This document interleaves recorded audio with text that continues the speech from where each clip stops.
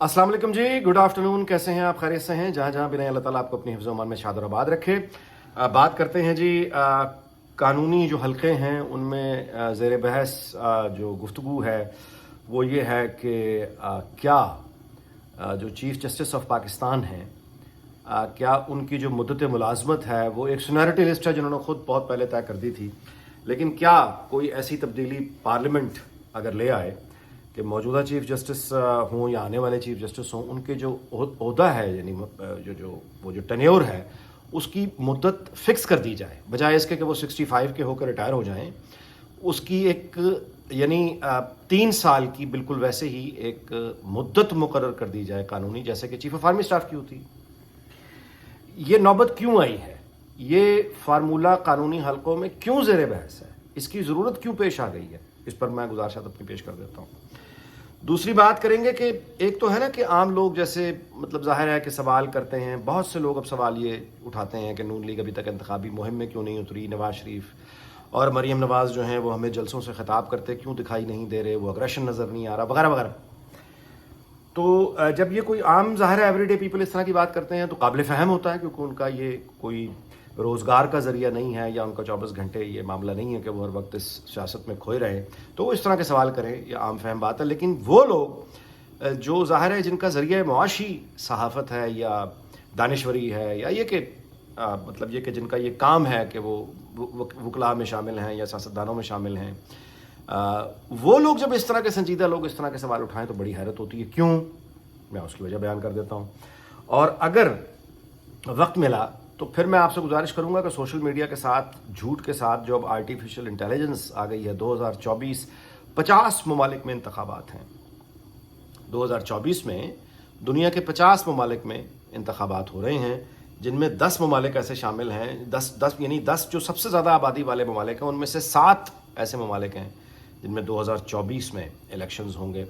ये बहुत इंतखाबी हवाले से एक बहुत आपका ये हंगामा खेज़ साल रहेगा, और सोशल मीडिया और आर्टिफिशियल इंटेलिजेंस किस बुरी तरह से इम्पैक्ट कर सकती है इन तमाम मुल्कों पे, ये ज़ेर बहस। अगर वक्त मिला तो मैं आपसे गुजारिश करूँगा कि 50 मुल्कों में इलेक्शंस होने जा रहे हैं। ताइवान में 13 जनवरी को पहला इलेक्शन है सदारती, उसके अलावा इंडोनेशिया, भारत, अमरीका, एक तवील फहरिस्त है। अगर वक्त मिला तो मैं आपको इस पर गुजारिश कर देता हूँ।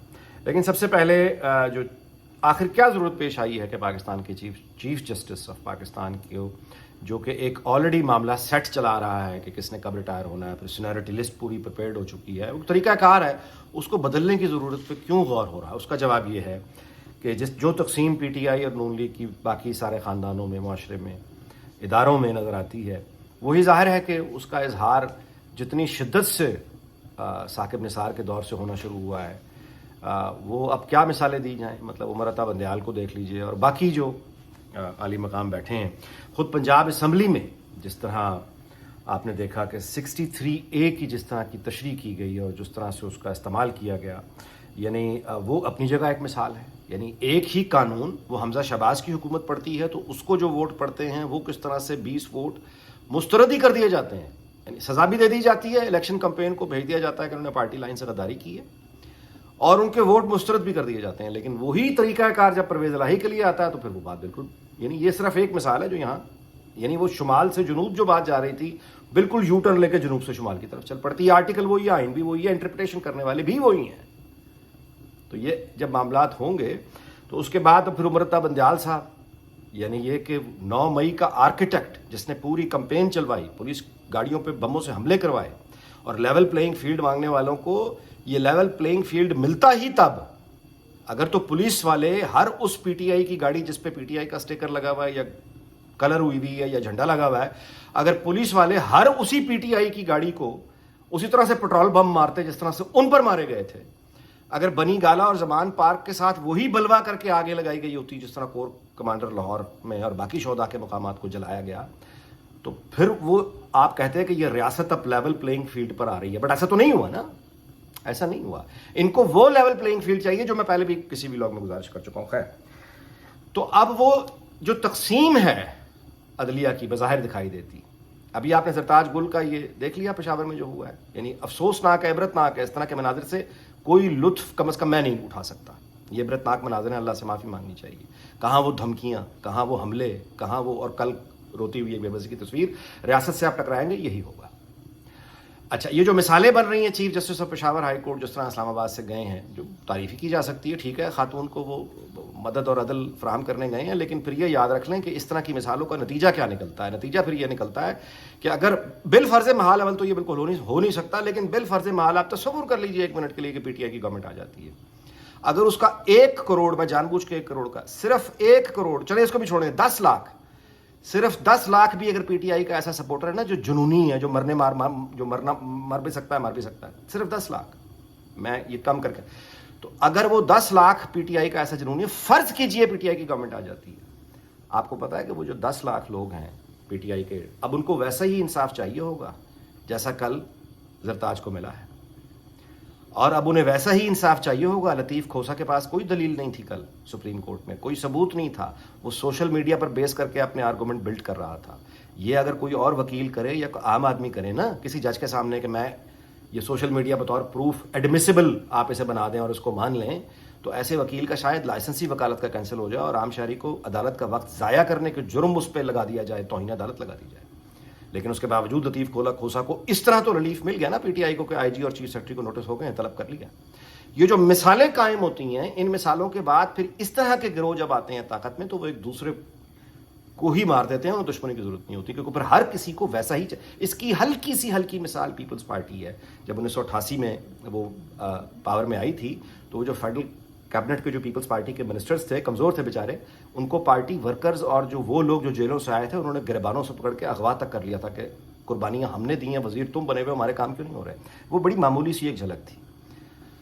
खैर, तो वो जो कानूनी हलकों में धमकियाँ दी जा रही हैं, वो तमाम पीटीआई के हामी वकला जो ये कह रहे हैं कि आन दो कर लो, तुसी की करना है, इलेक्शन करना है, आ जाओ हुकूमत बनाओगे, साडा चीफ जस्टिस आन दो, साढ़े बैठे ने ना सुप्रीम कोर्ट च बंदे, वो चीफ जस्टिस आएगा तो उड़ा के रख देगा, ये हो जाएगा, वो हो जाएगा, फिर जेल च जाएगा नवाज शरीफ, और तितर बितर कर देंगे असी। ये वो धमकियां हैं जो बहुत मुद्दत से दी जा रही हैं, तो उसका रद्द-ए-अमल पैदा होना फितरी है। अब जो उसका रद्द-ए-अमल पैदा हो रहा है, उसमें ये बहस जन्म ले रही है कि एक तरफ तो ये इस राय का कानूनी हलकों में, मैं ये बात जो आपको बता रहा हूँ, ये मेरे एक बहुत मोहतरम दोस्त ने मुझे बताई है, जो कानूनी हलके के हवाले से बताई है, इसका किसी सियासी पार्टी से ताल्लुक़ नहीं है। तो मोहतरम दोस्त का ज़ाहिर है इसरार है और जायज़ है कि मैं उनका नाम ना लूँ, तो मैं नहीं ले रहा, लेकिन अब इसका जो रद्द-ए-अमल है ये धमकियों का कि साडा चीफ जस्टिस आन दो, तुहाडी हुकूमत दे ऐसी तैसी, इसका जवाब पहला तो ये है कि एक तो ये कि अब वो पावर्स ले ली गई हैं, बुनियादी रूल्स में तरमीम करके, कवानीन में तब्दीली करके, जस्टिस काजी फायज़ ईसा ने वो तब्दीलियाँ कर दी हैं कि अब आने वाला कोई भी चीफ जस्टिस उस तरह से एडवेंचरिस्ट और एंग्री यंग मैन नहीं हो सकता जो इफ्तिखार चौधरी, साकिब निसार और उमर अता बंदयाल रहे, बल्कि वो चूँकि 3 मोस्ट सीनियर जजेस होंगे तो उनका फैसला होना चाहिए आज खुद नोटिस के लिए, मिसाल के तौर पे, तो वो उस तरह की हमें कुछ परेशान होने की ज़रूरत नहीं। एक राय ये है। दूसरी ये है कि नहीं, कोई ना कोई रास्ता फिर भी निकाल लिया जाएगा फसाद का, इंतशार का, लिहाजा उसको अभी से ज़रूरी है कि बंद बांधा जाए, और वो ये है कि आने वाली यानी पार्लियामेंट जो मुंतखब होगी, उसकी अव्वलीन जो जिम्मेदारियाँ या आप कहिए जो काम हैं लेजिस्लेशन के, उनको अब आइन में वो तरामीम कर देनी चाहिए, जिसके बाद चीफ जस्टिस ऑफ पाकिस्तान का ओहदा की बाकायदा मुद्दत मुतय्यन कर दी जाए कि ये 3 साल होगी और इसका इतलाक़ मौजूदा चीफ जस्टिस से ही शुरुआत कर दी जाए। तो फिर काजी फायज़ ईसा जो हैं वो मज़ीद, यानी इस साल अक्टूबर के बजाय उनको मज़ीद वक्त मिल जाएगा और वो पूरे 3 साल तक इस ओहदे पर रहेंगे। एक तो ये सोचा जा रहा है, यानी ये रद्द-ए-अमल है उन धमकियों का कि साडा चीफ जस्टिस आन दो, ये अब उसका रद्द-ए-अमल है। अब इस पर प्रैक्टिकली अमल होगा नहीं होगा, ये मैं इस तरह के दावे करने से गुरेज करता हूँ। मैंने सिर्फ आपको वो फार्मूले बता दिए हैं जो ज़ेर बहस हैं। वक्त अब कम है तो मैं जल्दी से सिर्फ नून लीग के वो जो इंतखाबी मैदान में उतरने का जो सवाल है, ये संजीदा लोग जब करते हैं तो हैरत होती है, मैं उसकी बात कर देता हूँ, सोशल मीडिया पर बाद में करेंगे। देखिए, पहला सवाल जो संजीदगी से करना चाहिए वो ये है कि नवाज़ शरीफ और मरीम नवाज़ अगर इंतखाबी हल्के में आपको नहीं दिखाई दे रहे तो भाई वो क्या कर रहे हैं, अपने आप से पूछें। उनकी मुसफ़ियात क्या छुपी हुई हैं? वो नथिया गली में क्या सर्दी का कोई यानी छुट्टियां मना रहे हैं? भाई मेरे, एक आदमी सालों बाद वतन वापस आया है, पार्टी टिकट्स की डिस्ट्रीब्यूशन है। Nawaz Sharif is a very serious professional man. فولادی صاحب کا وہ مالک ہے. یہ جو شور مچ رہا ہے نا کہ انتخاب میں نہیں اتر رہا یہ ہو جائے گا, اس کا کوئی فرق اس میں نہیں پڑتا. اور دوسری یہ کہ اس کی اپنی کچھ روایات ہیں جن پر وہ سختی سے کاربند ہے. لندن میں اس کے گھر کے سامنے طوفانی بدتمیزی, اس کے دفتر کے سامنے طوفانی بدتمیزی, اور وہ اپنی پارٹی کارکنوں کو کہتا تھا کہ آپ لوگوں نے یہ کام نہیں کرنا.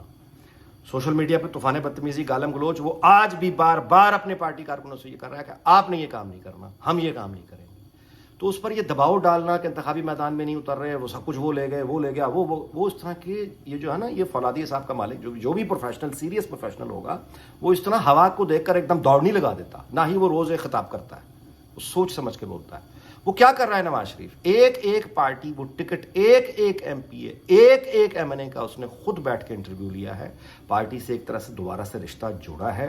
شدید طبیعت خراب اس کی رہی, نواز شریف کی گلا بہت خراب تھا. اس کے باوجود صبح 11 بجے سے لے کے 10:30 11 بجے سے لے کے شام 7 بجے تک ماڈل ٹاؤن میں بیٹھ کے اس نے ایک بندے کا انٹرویو لیا ہے, اس کو جانا ہے, اس کا تعارف حاصل کیا ہے. تو وہ ٹکٹس کی تقسیم کا ایک مرحلہ ہوا. ابھی وہ ٹکٹس ایشو ہونے ہیں, وہ دن رات ان کاموں میں ڈائیونڈ میں بیٹھی پارٹی لیڈرشپ کے ساتھ لگا ہوا ہے. اب وہ کس حلقے میں جائے؟ منڈی بہاؤدین چلا گیا, گجرانوالہ چلا گیا, فیصلہ آباد چلا گیا جلسے سے خطاب کرنے کے لیے, معلوم ہی نہیں ہے کہ یہاں پہ امیدوار کون ہے, ٹکٹ کس کو ایشو ہوا ہے. یار سوچو نا بھائی, وہ کسی حلقے میں جا رہا ہے, وہاں کا ایم این اے فائنلی نہیں ہوا, اس نے پارٹی ٹکٹ کس کو دینا ہے. وہاں کے ایم پی ایز ابھی فائنلی نہیں ہے کہ اس نے پارٹی ٹکٹ, ابھی اناؤنسمنٹ ہی نہیں ہوئی, اور وہ جلسے میں جا کے خطاب شروع کر دے. یا یہ کرے کہ یہ جو پارٹی ٹکٹس کی ڈسٹریبیوشن اور حتمی مراحل ہیں یہ اپنے سٹاف کو کہہ دے یا اپنے رفقا کو کہہ دے کہ یہ آپ طے کریں, میں تو جا رہا ہوں جلسوں سے خطاب کرنے کے لیے. یار پلیز, مطلب کوئی ظاہر ہے کہ یہ مرحلہ زیادہ ضروری ہے. یہ گراس روٹ, جب تک زمین پر آپ کی گرفت مضبوط نہیں ہوگی, جڑیں نہیں ہوں گی, یعنی یہ کہ آپ نے ایک حلقے میں ٹکٹ دے دیا ہے, اناؤنس کر دیا, اب یہ آپ کی جڑیں مضبوط ہو گئی ہیں, پارٹی سٹرکچر کو ہدایات جاری ہو گئی ہیں, اب آپ نکلیں گے انتخابی حلقے پہ. اور دوسری بات, یہ وہ زمانہ نہیں ہے 90 کی دہائی, سوشل میڈیا نہیں ہے, 24 گھنٹے کے نیوز چینلز نہیں ہیں, تو اب آپ 3 مہینے کمپین کر رہے ہیں تاکہ اخباروں میں صرف اخبار ہے. اب تو شارٹ میموری کا دور ہے. اب آپ کو یاد ہے کہ 21 اکتوبر کا جلسہ شارٹ میموری کا دور ہے. سب سے اہم دن آخری 20 سے 22 دن ہوں گے. اس وقت تک آپ دیکھیں گے کہ وہ جو 20-22 دنوں میں جب نواز شریف اور مریم نواز انتخابی حلقوں میں نکلیں گے, ایک دن میں کئی مقامات پر خطاب کریں گے, جلسوں میں جائیں گے, تو پورا ایک مومنٹم بھی بنے گا اور سارے گلے شکوے بھی آپ کو دور ہو جائیں گے. آپ دیکھ لیں گے اپنی آنکھوں سے کتنی سپیڈ سے پھر وہ کام کرتے ہیں, اور وہ پورا ایک انوائرمنٹ کریٹ ہوگا. وہ ہوگا, آپ کے سامنے ہوگا انشاءاللہ. پورا وہ ایک گہما گہمی بھی آئے گی, سب کچھ آئے گا, لیکن پہلے ٹکٹس فائنل ہو جائیں. اس کے بعد وہ آخری 20-22 دنوں میں پورا وہ جوش, پوری ایک گرمی, وہ جو ہمیں عادت ہے جس طرح کی, وہ ماحول بھی آ جائے گا اور شکوے گلے دور ہو جائیں گے. ولاگ کے پاس اب ختم کرتا ہوں, کیونکہ اب یہ وقت نہیں ہے کہ میں آپ کو سوشل میڈیا اور آرٹیفیشل انٹیلیجنس کے بارے میں ڈیٹیل کو بات کروں. صرف ایک اشارہ کر دیتا ہوں کہ fake news, deep fake videos, audios, اس کا ایک طوفان آئے گا. پاکستان تو, ہم تو کسی گنتی میں نہیں ہے. جو کچھ امریکہ میں ہونے جا رہا ہے, جو کچھ بھارت میں, انڈونیشیا میں, ساؤتھ افریقہ میں, جس طرح کا رشیا میں, یہ جو جس طرح کے فیئرز ہیں. کچھ میں نے پوسٹس ہیں جو میں نے ایکس پر, جو فارمر ٹویٹر ہوتا تھا, پوسٹ کی ہیں. اگر آپ کو اس کی تفصیل جاننا ہو تو فارن پالیسی میگزین اور اکانومسٹ جیسے جو میگزینز ہیں, انہوں نے اس موضوع پر بڑا اچھے آرٹیکلز ہیں جو میں نے پوسٹ کیے ہیں. اگر آپ پڑھ لیں گے تو آپ کو اس کا مکمل اندازہ ہو جائے گا. اس دعا کے ساتھ کہ اللہ تعالیٰ پاکستان, اس کے تمام ہمسایوں, دنیا بھر کو شاد اور آباد رکھے. آپ سے اجازت چاہتا ہوں, اگلے ولاگ میں ملاقات ہوگی. اپنا بہت خیال رکھیے گا. اللہ حافظ.